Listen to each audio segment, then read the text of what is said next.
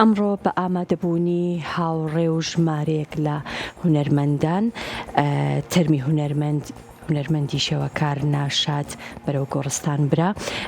بێگومان ناشاد یەکێک لە هونەرمەندە دیارە شێوەکارەکانە کە خاوەنی ژمارەیەکی دیار و ژمارەیەکی زۆر لە پێشانگایە لە دەرەوەی کوردستان و لە ناو کوردستانیش.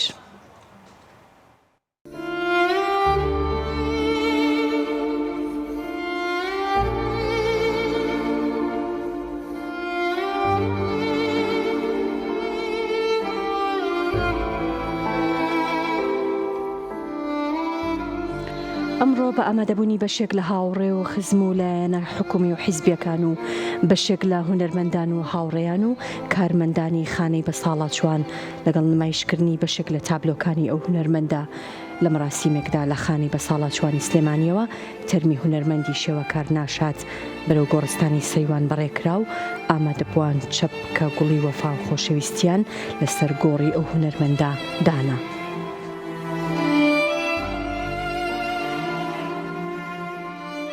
ئەوەی کە تا لە ژیانە بۆ ئێمە توانیمان احترامی لێ بگرین لە بری هەموو ئەوانەی کە ئەیانتوانی احترامی لێ بگرون نەهاتن بەدەم و ئێمە توانیمان احترامی لێ بگرین لە کارگەی جگەرەکە لەوێ سپاس بۆ مەعمەلی جگەرە کە 3 ساڵ شوێنیە، سپاس بۆ هەموو برادەرانە، سپاس بۆ هەر کەسە توانی بێتی هاوکاریشکە. بۆیە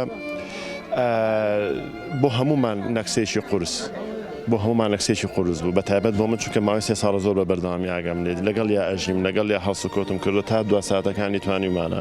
بەڕاستیش ئەمێ زۆر سپاسی خەڵەتگە پیریکەم ئەم 3 مانگی ئاخری زۆر بەجددی لەگەڵ یا بوون. بۆیە من ئەڵم جوانترین دیاری کە ڕوبەڕووی ناشاد بۆ لە مێژوی ژیانی ئەمر نەبوو، چونکە هیلاک بوو جەستەی ماندوو بوو، نەخۆشی تەنگی پێڵچنی بوو. نانشمان زۆران زۆر شتی لە پشتی خۆش ناخۆش پێکەنین، بەڵام ئەوەی کە زۆر گرنگ بوو بۆ من مایەوە ئازادی بوو. ناشاد هەمیشە هەوڵی ئازادی ئەیە، هەوڵی ئەیە کە ئەتوانی نەخۆشی سەرەتان دەبێ و بەقوت بی، ئەتوانی نەخۆشی سەرەتان هەبێ و هونەرمەند بێ، توانی هەژار بیت و هونەرمەند بی. یەک نیاشتی جوانی لێو فێر بووم من. ڕاستە فەقیر ژیە زۆر هۆکار هەبوو خۆی ئەیخستە ژیانی خۆی، بەڵام دوجار ناشاد توانم بڵم هەموو میلەتێک هونەرمەندی لەم چەشنیانێ و ئێمەش بە شانازی و ڤانکوخمان وەکو ڤانکوخ چۆن هۆڵندا هەیە ئێمە ناشادمان.